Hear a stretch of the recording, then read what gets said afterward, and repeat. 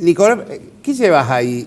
No, esa cinta verde. Son recuerdos de No tiene momentos nada que ver lindos.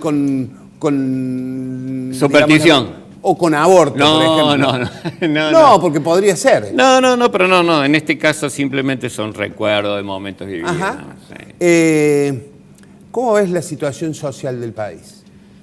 Complicadísima. No hay ningún índice que nos dé alguna esperanza. Desocupación, inflación, falta de productividad, una deuda impagable, en fin, la situación es gravísima, es una catástrofe. Así que la veo muy delicada, muy difícil para el futuro gobierno, la veo difícil, pero bueno, siempre hay que remarla, hay que tener esperanza, hay que ir para adelante, hay que... Si te encontraras con Alberto Fernández y te diría, dame un par de ideas, ¿qué le dirías? Yo creo que priorice. Viste que cuando hay crisis muy grandes, los problemas son tantos, hay que saber priorizar. Creo que una de las prioridades es la gente que está en el último lugar, digamos, para lo que hemos trabajado siempre en barrios pobres, entendemos que la prioridad son los más pobres. Así que esa tiene que ser una prioridad. Y la otra prioridad es el trabajo. El tema de la dádiva tiene un límite, tiene un techo, acá hay que volver a producir, las pymes tienen que volver a abrirse, las fábricas, hay que reimaginar el trabajo, ¿no?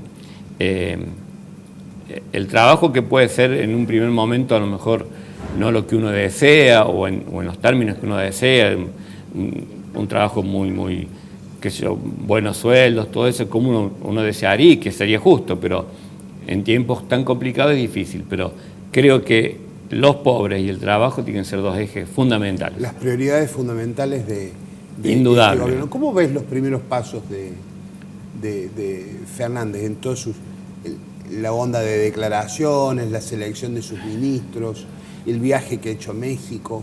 Bueno, yo creo que está trabajando bien. Me parecen algunas... a veces se le salta el indio, ¿no? Sobre todo está muy, digamos... susceptible. Sí, se hace mucha prensa por ahí con el tema del periodismo, ¿no?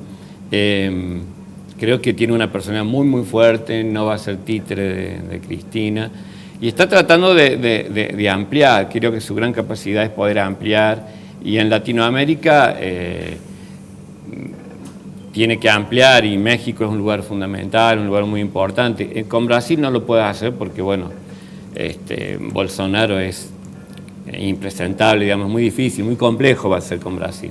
Esta mañana Bolsonaro publicó un tuit que se iban 3 empresas de Argentina, después lo borró el tuit porque... Sí, es medio impresentable, y además es una injerencia en gobiernos soberanos de la región, por más que no esté todavía gobernando Alberto Fernández, que me parece que son graves, o como cuando dijo que Argentina se equivocó al votar o votó mal. Creo que son injerencias graves. Que ofendió a los argentinos, digamos. Y los pueblos no sé si votan... ofendió, pero la gente vota como puede. Y vota como puede, y como lo dejan, y viste que a ver si las libertades están condicionadas. Hoy leí el artículo de un amigo que decía, no siempre elegimos con una libertad total, elegimos muy condicionado, a favor o en contra de tal o cual, pero los condicionamientos de nuestra libertad, y sobre todo cuando hay crisis sociales muy importantes, cuando hay grietas muy grandes, ¿no? Entonces, hablar que un pueblo ha votado mal es... Nico, ¿se puede cerrar la grieta en la Argentina? A propósito que lo mencionaste. Yo creo que sí, creo que hay que cerrar la grieta. A ver, hay una grieta que es ideológica y que a lo mejor esa no se puede cerrar porque son posturas que claramente una va para un lado, otra va para otro, pero la grieta de persona a persona, eso tenemos que cerrar. La grieta de sectores sociales, eso tenemos que cerrar. A ver, vos podés ser un hiper neoliberal, está bien, yo no voy a compartir nada con vos, listo. Pero no por eso te hago mi enemigo. En todo caso, vamos a ver qué diferencias tenemos, pero creo que hay que cerrar la grieta en términos de amistad social, en términos de encontrarse como ciudadanos, que en el fondo todos queremos lo mismo, a lo mejor uno por acá, otro por acá. Me parece que esa grieta hay que cerrarla, y yo veo que si se fomenta el odio, si se fomenta el prejuicio, si se fomenta los dogmatismos de izquierda o de derecha, no ayudan. Entonces creo que esa grieta, que es más bien de amistad social es superable, la tenemos que superar, hay que avanzar mucho en eso. Yo me vivo peleando con muchos que coinciden con mi opción política, porque no hay que insultar a la Nicolás está cerca del kirchnerismo, ¿no? De lo nacional y popular. De lo nacional y popular. Sí, del peronismo, vamos a decir así. Del peronismo. Nosotros tenemos que intentar cerrar esas grietas, vengan de donde vengan. Ahora, ideológicamente eso no quiere decir que uno es un flan. Yo no comparto también eso de que uno se estira tanto el chicle que izquierda o derecha te dan lo mismo. Por más que son categorías que todavía están muy en discusión, izquierda o derecha, hay posiciones que son claramente o a favor del mercado, o a favor de los sectores populares, o a favor de la especulación financiera, o a favor del trabajo. Hay una grieta ideológica, una manera de concebir la economía, la sociedad, que por ahí no se concilia tan fácil. Pero eso no nos tiene que llevar a ser enemigos unos de otros. ¿Cómo lo ves? ¿Cómo ves la gestión? Yo no sé cuál es tu relación ahora con la Iglesia, pero ¿cómo ves la gestión de Bergoglio? La veo en dos niveles. En el nivel social, aunque últimamente está como más opacado, pero en el nivel social, Bergoglio ha tenido unas actuaciones importantes. Cuando vino acá a Latinoamérica, el discurso a los movimientos sociales, le habló a las mujeres, a los sin tierra, a los campesinos. Es decir, en el nivel social tiene, bueno, es lo que hacía cuando estaba acá, que era su preocupación con los sectores más pobres, su vínculo con los curavilleros, con organizaciones ONG que trabajaban en lo social. Ahí lo veo bastante de avanzada y te digo que a veces los episcopados se quedan atrás. Por ejemplo, el episcopado argentino está a años luz de lo que es el Papa en ese nivel de compromiso. Ahora, en otros aspectos que tiene la Iglesia, como una libertad mayor hacia adentro, en temas candentes, ¿no? Como el celibato de los curas, los temas de género, comunión a los divorciados, en esos temas más que tienen que ver con las libertades ligadas a la sexualidad, lo veo muy conservador, lo veo remiso, lo veo tirando señales, pero siempre quedan ahí, nada más que en señales, ¿no? Como a mitad de camino. Claro, tiene como dos caras, ¿no? Por un lado, en lo social aparece como un líder reconocido, pero en otros aspectos que la Iglesia necesitaría también renovarse, lo veo calladito. Es una tensión difícil en Roma, tiene enemigos poderosos adentro y afuera, no es fácil, ¿no? Bien, van a preguntar mis compañeros. ¿Qué tal, Nicolás? ¿Qué tal? Muy bien, ¿cómo andan ustedes? Sigo en esa tónica y ¿crees que por el contexto que está viviendo Argentina, social, pero sobre todo económico, que sumaría que el Papa llegue a Argentina? Hay que preparar muy bien, si viene a Argentina, cómo llegaría, ¿no? Hay que preparar muy bien porque parte de la grieta también, él ha quedado como en el medio a veces de la grieta, ¿no? Me parece que hay que preparar muy bien su visita. Si la preparamos bien, si el episcopado se pone las pilas, si acordamos bien con el gobierno, una visita papal es algo muy complejo, porque tiene muchas aristas, ¿no? Diplomáticas, internacionales, repercusión social. Si se programa bien, si se hace bien, va a ayudar. De lo contrario, puede profundizar la grieta, las diferencias, las broncas, ¿no? Bien, Nicolás, ¿qué tal? Buenos días. ¿Qué tal? Has trabajado muy cerca en lo que son sectores de pobreza y por muchos años. ¿Cómo calificás y cómo ves la pobreza del 2019 con respecto, te podría decir, que hace 10 o 20 años atrás? ¿Cuáles son las situaciones que se ven en Córdoba capital? Porque uno, vive muy en su círculo, en su núcleo, y a pocas cuadras están pasando cosas, ¿no? Bueno, decía recién que los índices de desempleo, de inflación, afectan mucho a los sectores más populares, porque además la persona que era contratada para una changa ya deja de ser contratada porque el que podía hacerlo no lo hace porque cuida su peso. Entonces esa situación se ha agravado muchísimo. Lo que hay en Córdoba es mucho trabajo de contención, de ayuda social. Hay muchos planes, miles de planes.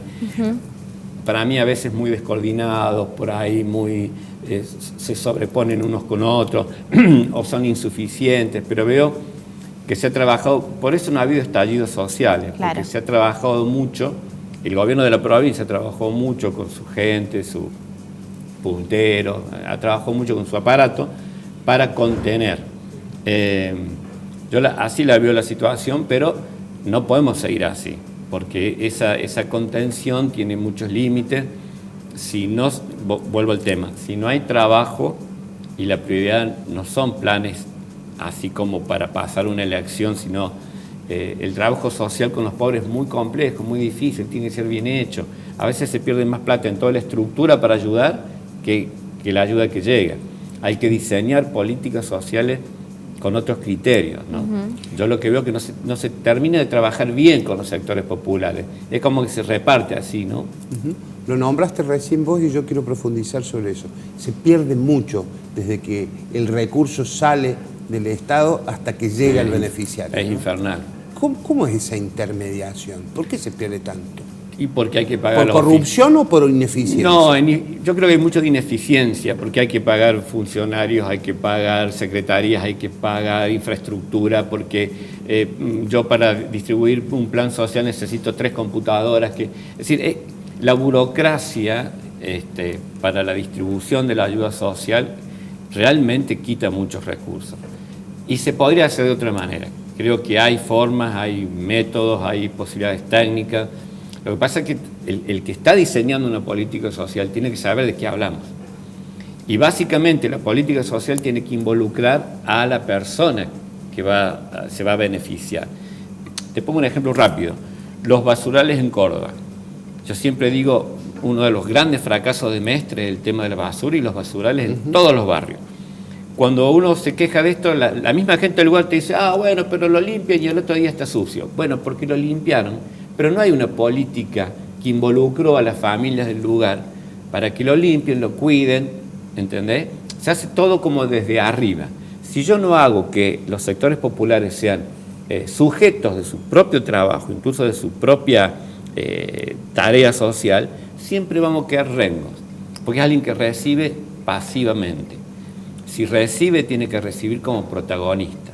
Entonces, insisto en esto, el diseño de una política social no se improvisa, lamentablemente se improvisa demasiado.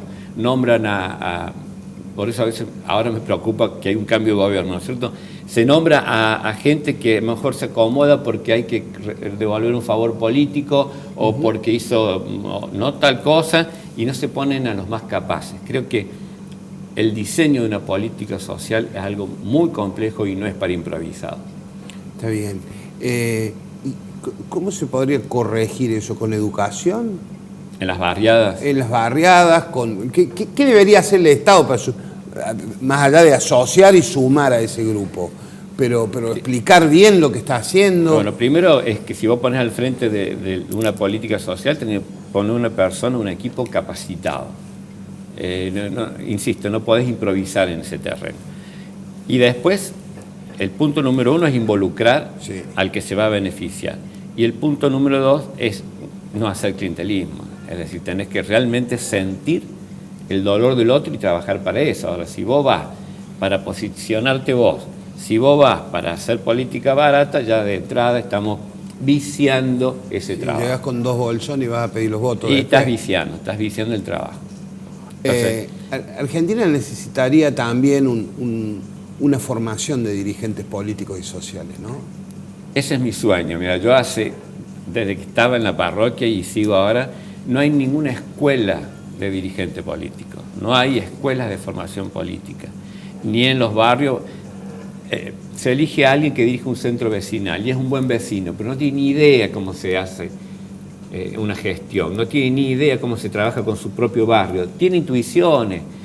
Y buena voluntad. Y muy buena voluntad, pero no hay ideas, no hay proyectos, no hay programas, no hay planificación, no hay estudio, no hay diseño. Entonces, bueno, así estamos. Entonces, es más, yo tenía un proyecto para el Consejo Deliberante que era una escuela de formación política popular.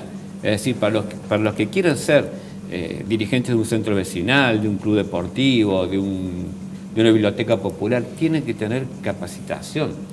Ahora, no para crear una nueva burocracia, pero eso es fundamental. Lo que vos planteás es fundamental. Por lo general los gremios no lo hacen, los clubes no lo hacen, el Estado no lo hace, los partidos políticos no lo hacen. A nadie le calienta eso y después nos llenamos la boca con que hay que empoderar, que hay que capacitar. Mientras que sea hay que... más chiquita la estructura, acomodamos las cargas ahí adentro, ¿no? Sobre todo en la política. Claro. Entonces, los partidos políticos que tienen un rol clave, aunque hayan los dirigentes políticos. Claro, porque si no después nos llenamos, insisto en esto, ¿no? En que hay que capacitar, de que el mundo moderno exige capacitación, que las técnicas hoy, que todo avanza muy rápido, pero bueno, ¿y cómo formas un dirigente popular? Un futuro presidente de un centro vecinal, un futuro líder político en tu zona, una directora de una cooperadora, ¿cómo la capacitas? Todo por intuición, va a trabajar porque tiene alguna idea que se le ocurrió. ¿Dónde se capacita ese mundo que trabaja con los sectores Vos populares? trabajaste muchos años con los pobres y seguramente seguís trabajando. ¿Algún gobernante te llamó para que cuentes tu experiencia? ¿Para preguntarte sobre todos los barrios que trabajabas? Te voy a ser sincero, no. En su momento trabajé en algunos planes en la gestión de Luis Juez, ya hace mucho. Y ahí pudimos hacer algunas cosas interesantes. Pero esto que yo estoy planteando y discutiendo ahora, charlando con vos, no está en la agenda, lamentablemente no está en la agenda de aquellos que deberían tenerlo en su agenda.